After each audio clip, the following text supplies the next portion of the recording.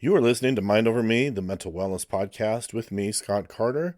I am a licensed therapist and someone who is very mindful and aware of the decline in our collective mental health. I created this podcast so that we could have more direct and honest conversations about difficult topics and difficult issues. It's my goal to have honest but direct conversations that we need to have that are necessary. It's also my goal to give my listeners the information that they need in order to find their own mental health and mental wellness. This is where you will find the information that you need to be your own healer. And of course, all of this is based on years of clinical experience and expertise. Thank you for being here. Let's dive right in. I'm going to light some incense here. Start this off, trying to create a cozy atmosphere for myself. I hope everybody is hanging in there. There we go. Welcome back. This is Mind Over Me. If you're new here, welcome. Oh, glad you're listening. Glad you're here. For a small handful of maybe some regular listeners, thanks for coming back. Thanks for telling a friend. Thanks for helping me increase my audience. Me personally, I have had emotionally heavy week. Very heavy, emotionally heavy week. I don't necessarily want to get into it. I don't even really know where to start. What I'm kind of focused on is regulating my nervous system. I have a little bit of a confession to make too. Last night or yesterday, I just needed to check out. I did. I just needed to check out. I've been on a ketogenic diet, very strict ketogenic diet. It has really helped improve my health. I feel a lot better. I'm gradually losing weight, not as fast as I would like, but that's a different topic. And yesterday, I was just feeling so sick and tired of eating the same bland food over and over like a food clone. Not only did I completely binge on okay, well, I guess you could call it a binge. I went to a local Tex-Mex place, got some enchiladas, it was very tasty. And for the first time in years, probably at least 3, maybe 4 years, I got a little drunk. Alcohol is extremely bad for you. I stand by that. That is the most alcohol I've had in one sitting in a long time, years. I like whiskey, but man, it absolutely trashes me. Absolutely trashes me. I was couch locked for a solid 5 hours. I didn't get that drunk. But I gotta say, it was nice. It was nice to just absolutely check out for the rest of the day. And I did. It was like 4 o'clock when I started eating, and I just checked out the rest of the freaking day. I watched most of the movie Casino. I'd never seen it before. So I was like, yeah, let's give it a roll. It was pretty meh. I didn't even finish it. It was fuckers long. The movie's long, but I think all Scorsese movies are long. Anyways, I kind of needed it. Got a lot of sleep last night. Woke up feeling pretty refreshed, energized, trying to refocus, trying to narrow my focus so I'm not just taking in so much information. Did a ton of writing today. One of my lifelong goals is to be a published author. I've been writing multiple books, honestly, but one of them specifically I'm working hard on to get finished. My goal is to get it published this year, or to secure a publishing. I would love to secure a publishing deal. That's one of my goals. I've had people say, "Oh, you should self-publish," and I'm like, I don't have the money for that, y'all. I do not have the money for that. I think it's a good book. I think it's a very important and relevant topic for today's crowd. I'm not going to spoil it for now, but I think it's badly needed book for today's crowd. So I hope one day it will do really well for me. So that's a little bit of what's going on with me. Again, I don't drink. I'm not a drinker. I used to be a bit of a drinker. It was an effective means for me to cope and just check out, but yeah, that's the first time I've done that in a long time, years. So today's topic is going to be something of my own mind, something of my own practice. This is the topic of today's episode. These are three practices that are going to basically help guarantee that you're going to have these are three mental health practices that are going to help you tackle your issues, help guarantee that you have good mental wellness and good mental fitness for the long term. Actively practice these three things, okay? And you are going to have better mental health and better mental wellness. This list of three things was created earlier this week. I don't even remember what the inception was like. I always got this mental health stuff shit running through my brain. It's just who I am. It's part of my identity. Partially because, again, these are the things that have helped me be mentally healthier. Without these things, I don't know where I would be. So these are not just three things that I teach to clients. And again, this is new that I put it in this format. I've given people these tools, these things to practice, these things to do, just not in such a tight and concise model. And I really believe very, very strongly that if you actively practice these things, and do them consistently, every day to some degree, if you can, if you have time, if you're sitting in traffic or instead of doom scrolling before you go to bed. This is supposed to be something that is going to hopefully help you, give you some direction, some insight, and even some emotional relief. This model closely follows the mental fitness model, okay? Mostly meaning that a lot of mental health is a lot like fitness, physical fitness. So a lot of things mental health related are very, very similar to your physical fitness. In other words, you have to work at it, you have to earn it, you have to maintain it, just like physical health and just like physical fitness. Earn it, maintain it. That's how it works. Especially when it comes to things like depression, anxiety. This is also going to apply for something like self-esteem. The only area where I would say this is less relevant would probably be trauma. Trauma is kind of the X factor. It depends on what type of trauma you have, how severe it is, how long you endured it, what type it is. Trauma is just such an X factor. I actually believe that this would probably help for maybe even something like schizophrenia, bipolar disorder to a degree. I especially feel like this model would help with having a fragmented psyche. So there's a number of issues that come from having a fragmented psyche. If you're new to my podcast, I believe very strongly, in fact, that the source or cause of mental illness is having a fragmented self or a fragmented psyche. And one of the keys to good mental health is reintegrating the different fragments of our psyche and just reintegrating them so that you're not scattered and fragmented and broken.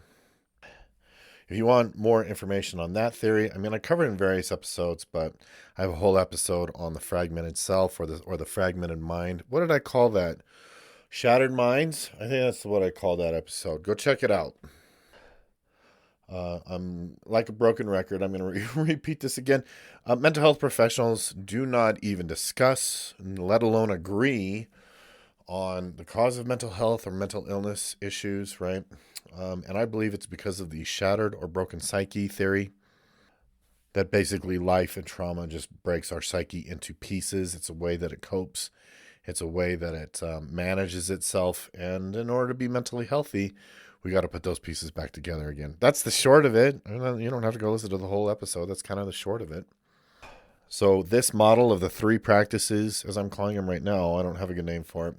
Probably should have used the AI to come up with a super cool name for this so I could maybe one day brand it or something later. Oh, well, fuck it. Who cares? Honestly, I just want this to be helpful to whoever listens to this. Because as I say all the time, like a broken record, every single person has the right to address and repair their own mental health by whatever means they have or can access. I'm giving away this information completely for free because I want a mentally healthier society. And I just hope and pray truly that this reaches as many people as possible and helps them immensely. You don't necessarily need a therapist or a coach or whomever to really, really address your mental health or improve it. Though, having an outside perspective can really super duper help. And you're probably sitting there thinking like, get on with it. I will in a second, I swear. I just need to cover one or two more things because we got to lay the foundation here. These things are hard. Okay? Meaning that they're difficult. They require effort. Okay? They're simple, meaning that they're not complicated, but they are difficult. Okay? Now, you must do hard things. I always sign off these episodes with you must do hard things. Doing hard things is what makes you stronger, better, healthier, etc., etc., etc. With every type of struggle, you can build a virtue from it. And I want you to think of it that way. Like, these are financially difficult times for a lot of people, and I've been plenty broke before. And I was thinking like, well, it's because I have been broke, I know how to be resourceful. Because I've been broke, I know how to be financially disciplined. So if you're looking for something that's really, really super easy, and that you're just going to have great mental health because of how easy it is, it doesn't work that way. You got to adjust your expectations. Be realistic. Here's what I've noticed about people is these days, it seems like these days especially, not only do they want the right answer to be mentally well, but they want to like those things too. They want, if the right answer to their mental health comes in a way that they don't like, they're less likely to do it. Which I think is crazy because at some point you have to accept that this is the reality, okay? You have a choice. You can stay miserable, which, by the way, tends to deteriorate over time. If you stay miserable, you don't just stay at the level of misery that you're at. You continue to degrade and deteriorate, okay? Your life falls into a state of decay. The more miserable you are, the more miserable you're going to be. Okay, so that's choice A. Choice B is you can do what works and what is going to help you. There is no middle ground. There is no fence sitting. Okay, the refusal to even make a choice is making a choice. That is a choice of misery. Misery happens without effort, or misery happens when you're ignoring what needs attention. So mental health is for those who earn it, just like physical health, just like physical fitness. I know people want to go to the doctor and get a pill. It just doesn't work that way. Okay, you've been warned. These three things are difficult, but they are, I promise you, extremely effective. Here's the last thing I'll say, and I swear to God, I will get on with it, okay? These three things need to work together, like in tandem. They're not intended to be mutually exclusive. They're intended to be worked together. Use them together. Cool? Cool. Oh, shit. I just sounded like that one guy. Anybody heard of Scotty K Fitness on? Man, whew, that is a fascinating case study. I'm not going to get into that. That is a fascinating case study of a human being, Scotty K Fitness. I'm not going to get into that, but he used to say that. Cool? Cool. Okay, number one. Let's get to it. No more dilly-dallying. Number one. Practice number one. Total ownership of your life. Okay, with total ownership comes two components. Number one, accountability. Number two, responsibility. Sort of the same, sort of different, very related, need to be practiced together, okay? I know that's technically going to be four things, but these two things go together. Take accountability for your individual actions, your individual thoughts, your individual words, your individual emotions. I said that. I did that. I made the choice to do that. I'm miserable because I'm just like giving you examples of accountability. I'm miserable because I choose to be miserable. I'm miserable because I know what makes me miserable and I keep choosing it anyways. That's accountability. Those choices are on me. Okay, again, I'm just trying to model and demonstrate what accountability language sounds like. A side note, when it comes to the ownership umbrella here and these two things, a lot of people don't understand or the difference between blame and responsibility and accountability, right? The ownership thing. People don't understand the difference between total ownership and blame. Blame is about assigning punishment and finger pointing, assigning shame.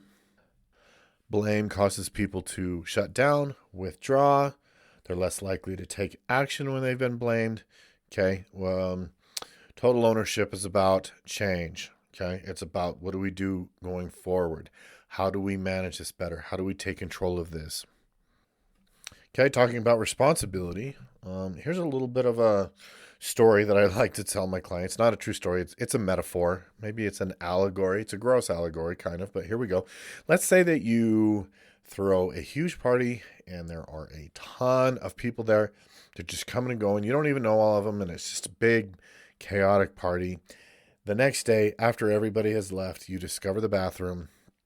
The next morning, you discover the bathroom, and it is disgusting. It is nasty. Somebody's completely blown it up. Not only have they completely missed the toilet, but like they've maybe smeared everything all over the walls or whatever. Here you are alone in your house. Everybody's left. You have no idea who did this. You don't even know if you know. You might not even know the person who did it. Now, it's not your fault that this has happened. I mean, you are the one who threw the party and let whomever in. So in a way, right? That's the accountability piece is I'm the one who chose to throw a party and just let whomever come to it. I didn't screen any of the people who came through here, so that's on me. That's accountability. Responsibility is it's my job to clean it up. Now, blame would say, this bathroom is disgusting and it's your fault. This is your shit all over the walls. That's blame. But responsibility says, if I don't clean it up, it's not going to get cleaned up. It's not my fault. I didn't make this mess. But if I don't clean it up, nobody's going to clean it up. It's got to be me. It sucks. I hate it. Friggin' sucks. But if I don't clean it up, it's not going to get cleaned up. Okay, this is exactly how your life works. This is exactly true for your life, okay? So taking total ownership means practicing radical accountability and radical responsibility. Now, practicing total ownership of our lives can be exceptionally challenging when you consider the fact that we live in a culture now and a society that is completely fucking obsessed with being a victim. Social media has likely shaped and molded your mind to think like a victim so that you give away your power and completely avoid the responsibility that you have over your own life. It's a rampant problem and one that I abhor. The greater the victim mentality, the more repulsive that person is to me. I seriously, and I'm not just saying this because I swear to God I do this because it helps me, and that's it. I don't give a shit enough about the rest of you. I do this because it helps me. I practice my own radical ownership over my life because it helps me immensely. The more I practice it, the more I abhor the victim mentality. I can't fucking stand it. It is repellent. Victim mentality will repel good things out of your life. I mean, like good people, good opportunities, good things will run away from you if you have a victim mentality. And seriously, it is so fucking rampant, and I hate it. Like I just like, God, let's bring responsibility and accountability back. I'd like to do some more episodes on like relationship stuff in the future, and one of those episodes is simply going to be that seriously underrated traits that make another person much more attractive. And actually taking accountability and responsibility for their life. Like, wow, that is rare these days. Okay, so that's number one. Very important. I could do a whole episode, by the way, on total life ownership because, frankly, this one trait, if you actively practice this one thing, It is the master key to your life. It will open the door to everything. It'll open the door to better opportunities in your life, better relationships. It will heal relationships. It will heal you. It will give you much greater ownership over your life. Things will come together for you much better than they ever did when you sit around and complain and whine about being a victim. Seriously, if you felt a little vitriol behind that, I seriously cannot fucking stand the victim stance that everybody has these days. I fucking hate it. Again, the more that you practice that thing in your life, the more that the victim stuff, yeah, it's repellent. Okay, let's get to number 2. Yeah, number 2. Just like my bathroom analogy, number 2, el número dos. And number 2 is the ability to the practice of self-reflection. Now, if you've listened to any of my podcast episodes before, you know that this is all about self-reflection. This is about doing your own work. This is about being able to examine yourself. Yeah, that's exactly what it is. I'm going to call it self-examination rather than self-reflection. We're talking about self-examination, the ability to examine yourself. If it wasn't clearly defined by now, sorry, I tend to over-communicate. That's one of my flaws. And yet, I don't want to apologize. I'm sitting here like, don't apologize. People under-communicate. I'm not gonna apologize for over-communicating in a world that doesn't fucking communicate about anything. Everything is subversive and manipulation. I mean, it's like I could talk about the antithesis to the 3 practices here, right? Rather than like self-reflection, self-avoidance. People go to absurd lengths to avoid examining themselves, or reflecting on themselves, or facing things about them. They go to absurd lengths. And those absurd lengths create way more problems and grief and pain than if they would just stop and self-examine or self-reflect. Now, we consider this a practice because self-examination needs to come without judgment or self-hatred or self-criticism. Self-examination is about practicing personal honesty without tearing ourselves down or caving into the fear of facing the truth about ourselves. Self-examination must include a healthy dose of self-compassion. You want to learn to show up for yourself. Ask yourself honestly, reflect in an honest way, without beating yourself up or seeking reasons why you hate yourself or supporting any narratives about hating yourself. Self-examination is simply the practice of learning to just be honest with ourselves about ourselves in a non-judgmental way. Okay, so again, the opposite would be avoidance. Refusing to self-examine, to me, drives people to extreme behaviors, extreme mental illness, extreme dysfunction. If you want good mental health, you must remember that avoidance is a killer. Avoidance will only make things worse because self-reflection can be uncomfortable, or because it creates uncomfortable emotions. We'll get there. That's actually number 3. That's a little bit of a spoiler. The people don't want to deal with uncomfortable emotions, so they go to great lengths to avoid them. So self-reflection, I'm actually going to get into the third one, and then I'm going to talk a little bit more how these 3 are used together. Just thought of this. Self-reflection is a great, you want to practice this because self-deception is a thing. Self-deception usually sets in when we avoid reflection. We all lie to ourselves. Our mind plays tricks on us. I've talked about that at length in different episodes.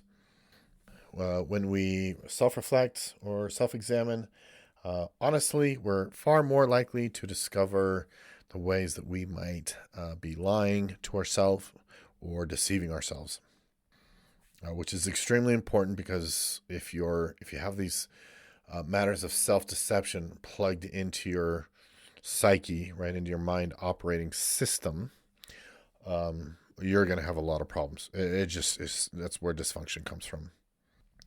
Okay, so there you go. Self-examination is number 2. Okay, number 3, our third one is face your emotions. And people go to absurd lengths to avoid feeling certain emotions. We have a pervasive societal problem that because you have certain difficult or uncomfortable emotions, they're not supposed to be felt, and so people go to great lengths to avoid feeling uncomfortable emotions. The lengths or the means that people use to avoid uncomfortable emotions cause way more issues than the uncomfortable emotions themselves. These uncomfortable emotions don't just go away. All the running, all the numbing, all the everything does not make them go away. Emotional pain is often like physical pain. We're keeping with the parallels here between physical health and mental health. Emotional pain can often be like physical pain, where your psyche is telling you that something's wrong and something needs attention. If you wrecked your bike and your leg was hurting, you wouldn't ignore the pain. You would look at your leg and see what's going on with it.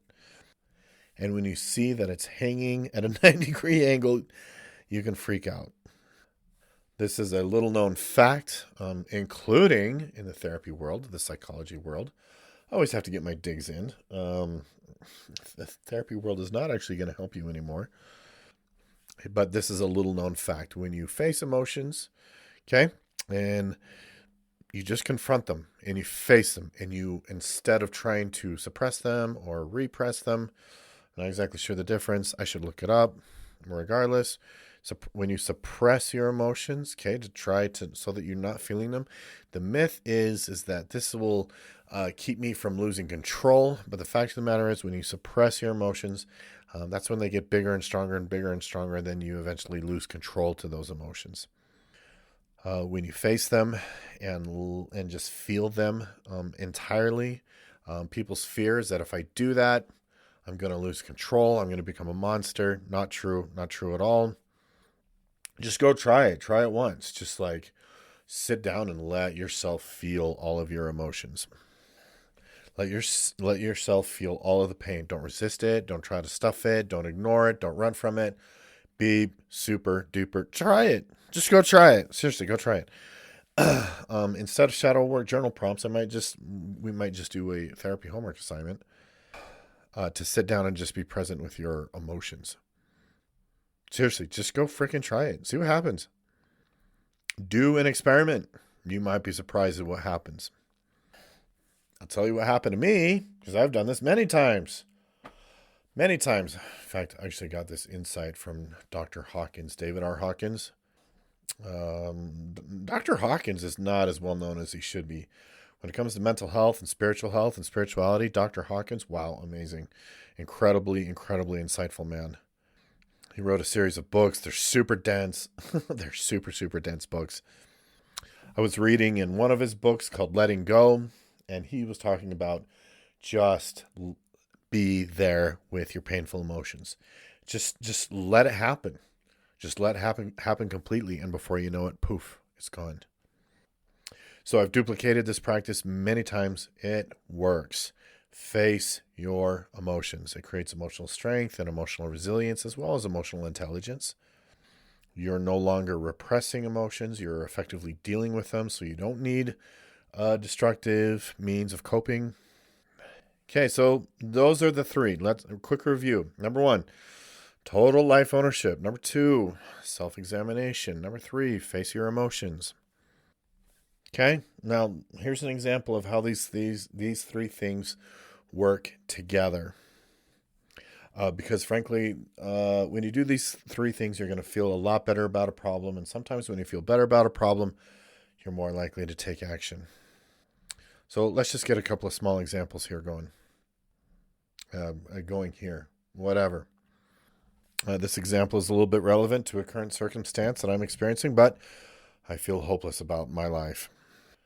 And I'm overwhelmed and I feel like shutting down and just giving up on life entirely. And again, I'm going to be really specific here because and there's a reason why I'm being this specific. I'm not going to get into it. My life is hopeless. Nothing I ever do will matter. And it's the fault of the billionaires and the government. Okay, again, just being really super specific here. I'm going to run through it as though it's me, okay? So first, my radical ownership. That one has to go first. It always goes first, just so you know. Radical ownership, okay? Accountability says I'm giving away my personal power to these unseen forces. These nameless, faceless individuals who I'm blaming my problems on. Accountability says I'm the one that's giving up. It's not that they are forcing me to give up. I'm the one who's giving up. Responsibility says nobody's going to fix my life but me. If I wait for the government to get their act together so that my life gets repaired or fixed, or my circumstances get repaired or fixed, it's not going to happen. It's not my fault, but it is my job. Again, the important distinction there is understanding the difference between blame and responsibility. Don't be a victim. Don't be a victim. Stop being victims, people. Okay, next, self-examination. Here's what self-examination looks like, and we're going to mix some radical ownership in here with it too.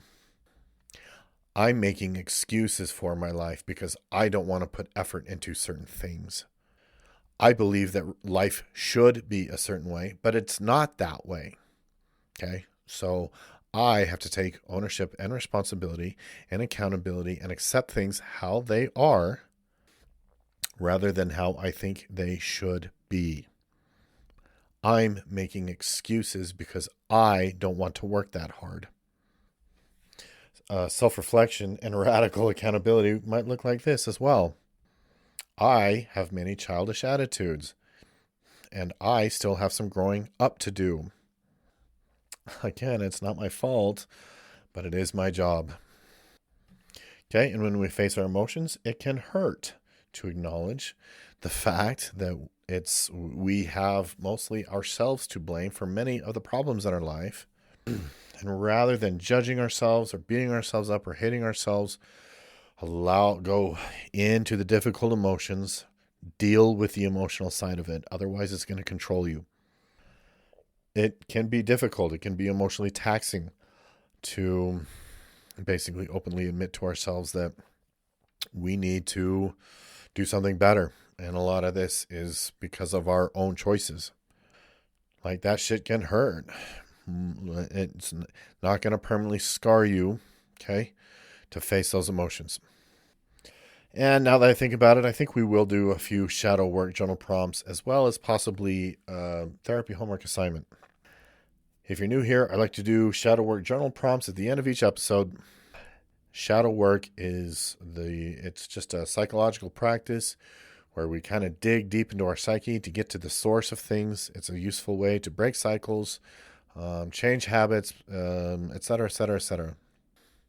If you want to do my shadow work journal prompts, I recommend getting a separate journal or notebook to do them and just having a separate notebook for your shadow work. You're going to get a lot out of it. And, of course, slight disclaimer, my legal disclaimer, I'm a therapist. I'm not your therapist. My shadow work journal prompts are not for wimps. And you might need the help of a therapist or support of a therapist, a good therapist, not a crappy one. There's a lot of crappy ones out there as you go through this. Okay, we're going to keep them kind of short, these journal prompts. Number one, how is my practice of total ownership of my life? Give yourself a letter grade. Okay, then write down why you would give yourself that letter grade.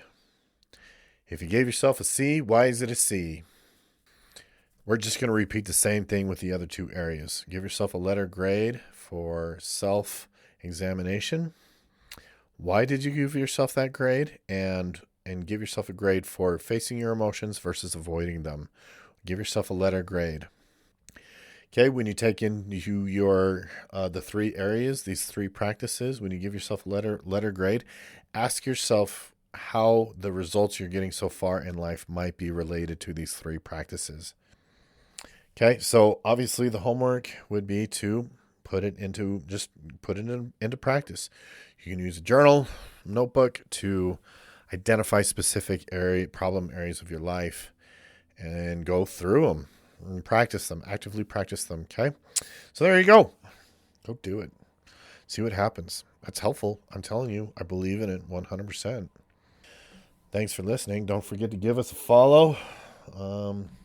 Hang in there. I know it's tough, guys. I really do. Like, these things are hard, but they'll help you be more resilient. And Lord knows we need a lot more emotional, psychological, and spiritual resilience these days. Okay. So, again, thank you for listening. Thank you for being here. Remember, you must do hard things.